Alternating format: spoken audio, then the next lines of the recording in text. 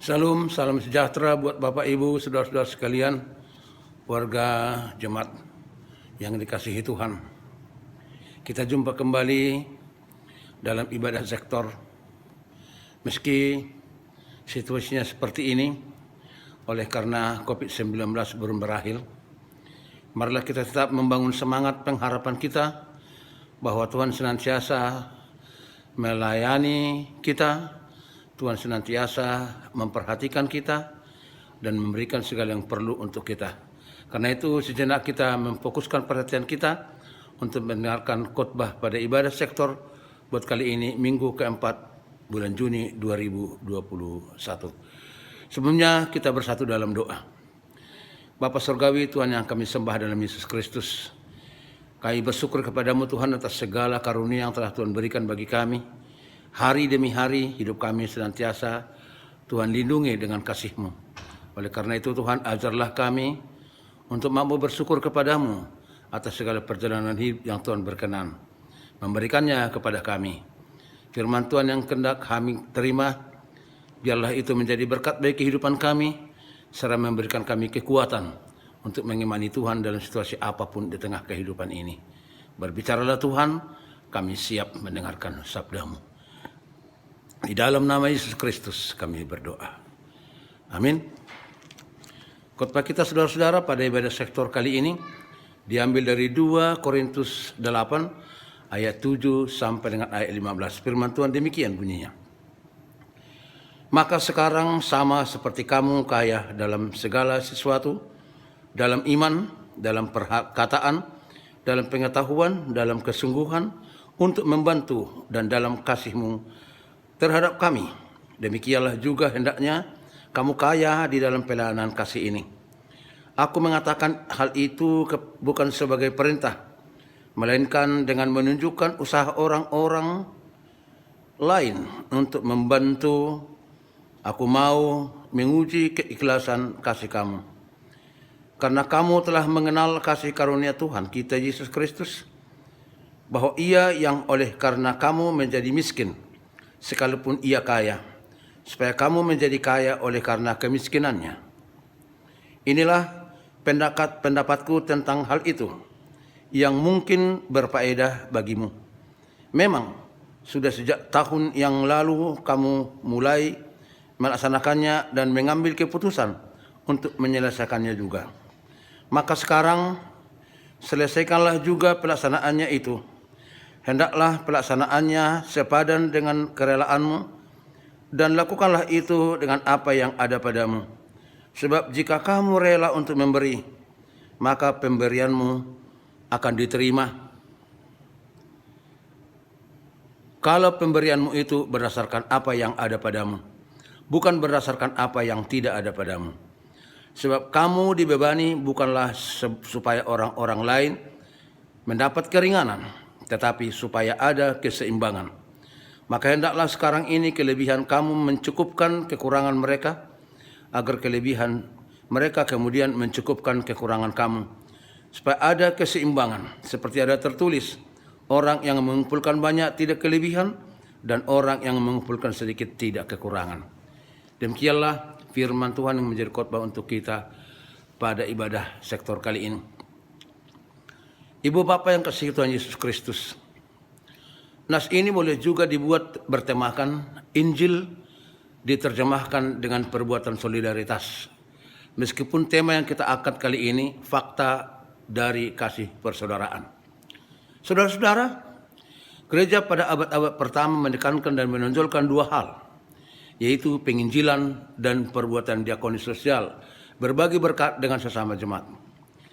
Para pelayan, para rasul, dan pembantu rasul berfungsi sebagai perantara atau jembatan yang menghubungkan warga jemaat yang mempunyai kelebihan dengan warga jemaat yang berkekurangan.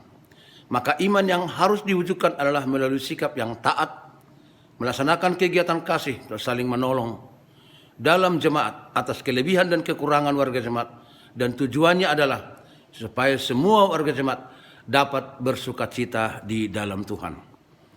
Ibu Bapak terkasih, pokok-pokok penting yang hendak kita gali dan hendak kita ungkapkan, hendak kita jadikan sebagai jalan untuk merenungkan hidup gereja pada akhir-akhir ini dalam nas ini adalah: pertama, dukungan terhadap para pelayan Tuhan.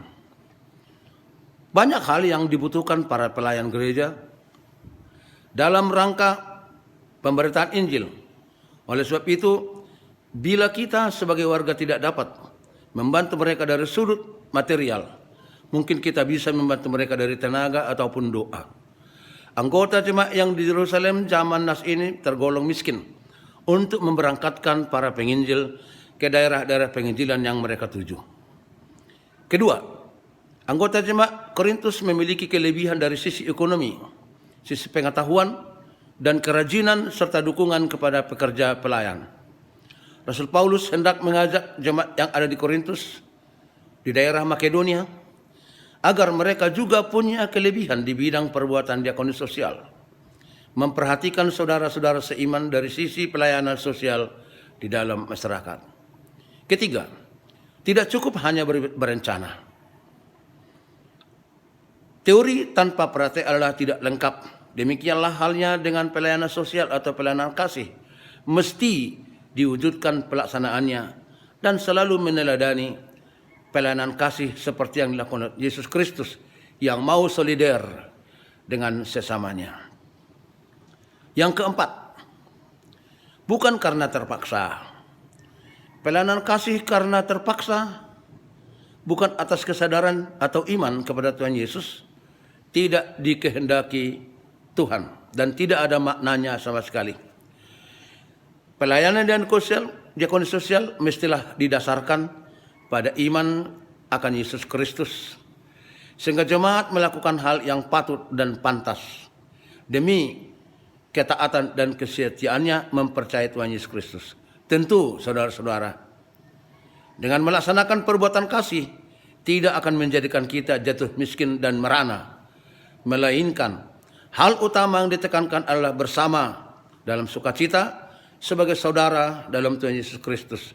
Sebagai sesama anggota jemaat, warga harus mampu melaksanakan solidaritas dalam suka maupun dalam duka cita, yang berkelebihan menutupi yang berkekurangan. Ini yang pernah diagungkan di tengah-tengah jemaat GKPI. Dalam istilah pelayanan itu, sabara sabustak, diumpamakan seperti domba yang sama rasa, sama suka, sama duka, sebagai hamba-hamba Tuhan, domba-domba binaan Tuhan Yesus Kristus. Maka diterjemahkan, diimplementasikan dalam konteks kehidupan bergereja, sabara sabustak, satu suka, satu duka. Itulah yang ditekankan Paulus dalam khotbah hari ini.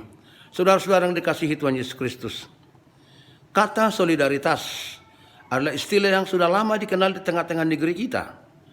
Bila dipahami dari sisi teologi Kristen, bahwa solidaritas itu adalah tempat pertemuan orang kaya dengan orang miskin, tempat pertemuan pejabat dengan masyarakat biasa. Di dalam pelayanan diakoni sosial itu muncullah buah-buah dari iman warga jemaat. Pada zaman kemajuan sekarang ini muncul suatu pertanyaan berkaitan dengan kegiatan sosial itu. Kapankah waktu yang tepat untuk melaksanakan pelayanan diakoni sosial? Menggunakan seluruh penghasilan untuk keperluan keluarga pada saat ini masih saja berkekurangan. Apalagi dikurangi lagi dengan pelayanan sosial dalam masyarakat, tentu makin besarlah kekurangan biaya hidup keluarga sehari-hari. Bapak Ibu saudara-saudara, menurut nas ini pelayanan kasih diakoni sosial menuntut kita melaksanakannya dari situasi kita masing-masing, dari sisi keadaan kita yang sesungguhnya. Kita berbuat sesuai dengan keadaan kita. Dalam bahasa Batak, Toba disebut siap pugustaido kita mengulahon asini roha asama morah kita di tuhatta debata. Jangan sampai ada terjadi di jemaat Tuhan, ada jemaat yang bermewah ria, tetapi ada saudara seiman yang sangat berkekurangan, tetapi terabaikan oleh kita. Karena itu Bapak Ibu saudara-saudara, mari mendukung pelayanan sosial dalam persatuan jemaat kita, baik dukungan secara material, dukungan doa, maupun dukungan tenaga jika itu dibutuhkan. Kita menerjemahkan Injil dengan perbuatan solidaritas di dalam masyarakat, khususnya dalam persekutuan jemaat kita, agar dalam persekutuan kita dalam pergaulan kita di tengah-tengah jemaat. Nama Tuhan Yesus Kristus senantiasa dimuliakan dan diagungkan. Tuhan memberkati saudara-saudara sekalian. Amin. Kita berdoa. Terima kasih Tuhan, kesempatan yang Tuhan beri kepada kami. Telah kami pergunakan bersekutu denganmu lewat mendengarkan khotbah pada malam ini. Tolonglah kami Tuhan untuk mampu mengimani firman Tuhan yang baru saja kami dengar. Agar kami secara nyata dapat melaksanakan perbuatan kasih kepada sesama kami.